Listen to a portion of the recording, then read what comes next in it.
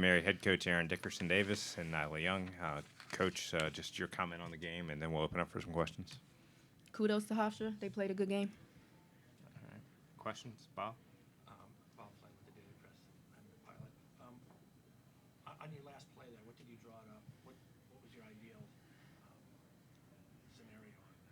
We were trying to get a three for Cassidy.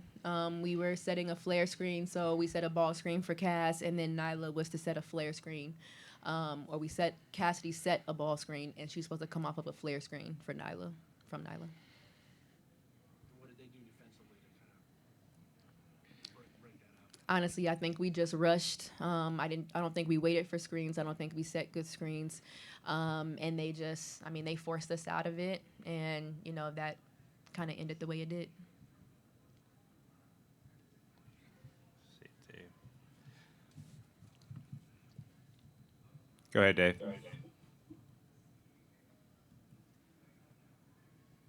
Hey, Aaron. Can you talk about, obviously the 3 games between you guys this year have been gone down to the fourth quarter, and this one, of course, you were playing from behind from the start. How difficult is that to answer a fairly obvious question, I suppose? Well, first and foremost, it's difficult to beat a team 3 times. When you win the first 2, I do think that there are times where you get lax because you know that you've beat them. You know that, we've been in that predicament before. And so I think that kind of sparked, they went up 10 or 12, I think, in the first quarter. I know they went up as much as 16 come the second quarter. It's hard. I feel like we were a little panicked at times. I think that we were trying to get our wind, whereas Hofstra already had some momentum from playing on day one. And they just came out with a great effort.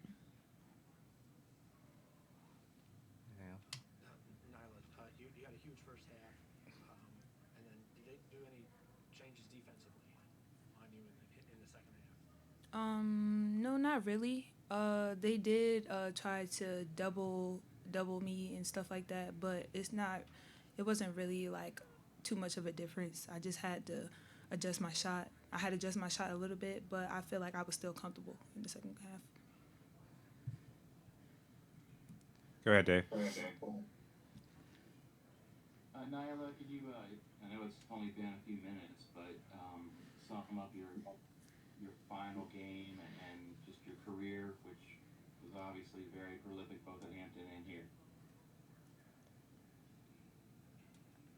I'm sorry. Was that a question? He was asking you just to kind of sum up your career, both at Hampton and at Wayman Mary.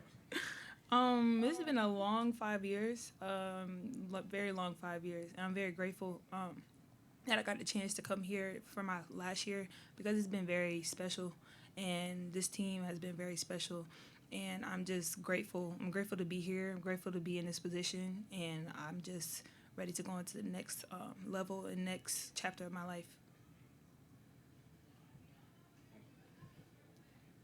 How much did foul trouble? Yes.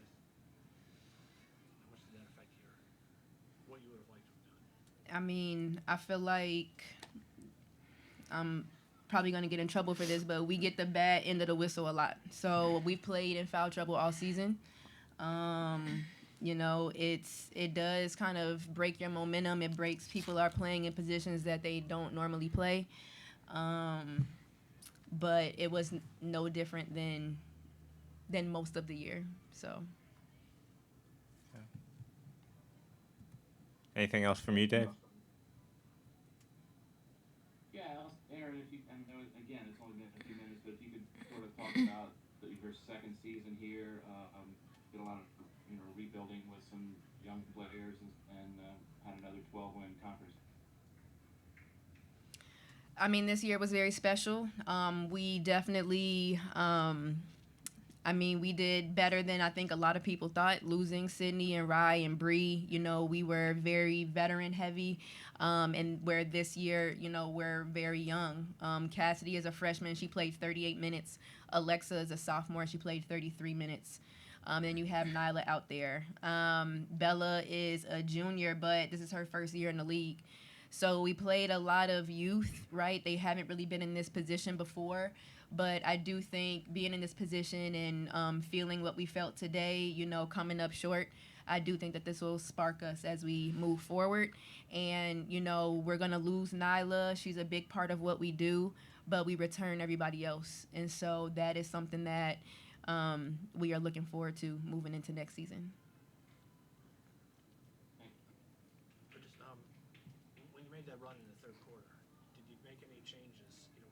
You know, Not really. I just told him, I'm like, when you're in the tournament, it's not about strategy. It's not about what play I draw up or what play Hofstra draws up. Like, at the end of the day, it's about heart. It's about pride. And if you want it, you got to go get it because nobody's going to just give it to you. At the end of the day, Hofstra was playing like they didn't want to go home, right? They played like that yesterday. They played like that today. I mean, they played like that against A&T in their last game of the season, right? They just came up a little bit short. So, you know, that's just a learning lesson for us. You know, I think that we've been in these kinds of games all season, and, you know, we rested on the fact that we still had tomorrow. So we pulled them out, but there were a lot of games that we had like this where, you know, somebody might not have as many wins as us, but they just come out on fire, ready to beat us, and we don't really match that fire. So I think that this was a lesson that this team needed to learn. You know, they needed to see that, you know, people aren't just going to lay down. Like, they're going to come over and over again, and we can't just think that they're going to give us the game. So definitely a learning experience for us, and like I said, it'll spark us into next season. All right. Good, Mom. All right. Thank you very much. Thank you, guys. Yeah.